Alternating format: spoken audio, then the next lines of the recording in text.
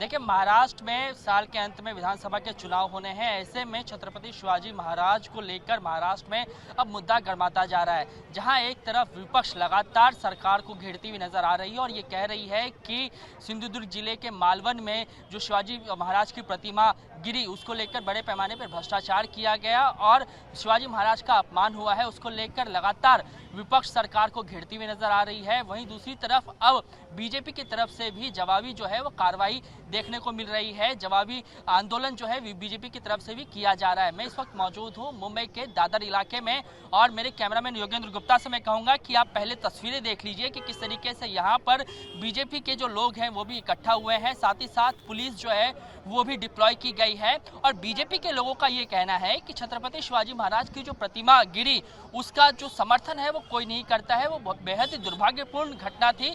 उसको लेकर चाहे राज्य के मुख्यमंत्री हो, उप मुख्यमंत्री हो या खुद प्रधानमंत्री नरेंद्र मोदी जब मुंबई और पालघर के दौरे पर थे तब उन्होंने खुले मंच से माफी मांग ली थी। इसके बाद अब विपक्ष लेकिन विपक्ष बावजूद इसके जो है वो प्रदर्शन कर रही है और अब महाराज के नाम पे राजनीति करने की कोशिश हो रही है।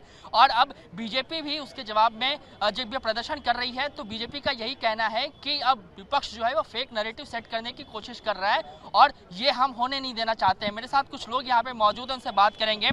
आज विपक्ष जो है एक बार फिर से सड़कों पर है, वो प्रदर्शन कर रहा है, आप भी उसके जवाब में उत्तर दे रहे हैं, क्या कहेंगे?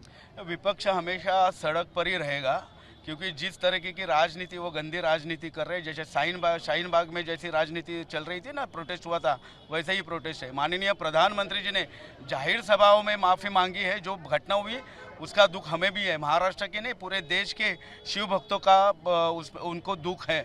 लेकिन ये घटना जानबूझकर हुई नहीं है, गलती की माफ़ी भी मांगी है। लेकिन माफ़ी मांगने के बाद ये यहाँ पर नौटंकी जो चल रही है उसके विरोध में हम लोगों ने यहाँ पे आप लोग राजेश जी ये कह रहे हैं कि बेहद दुर्भाग्यपूर्ण घटना है, पूरा महाराष्ट्र पूरा देश ये कह रहा है, लेकिन विपक्ष ये कह रहा है कि प्रधानमंत्री ने जो माफ़ी मांगी है वो कंडीशनल माफ़ी है।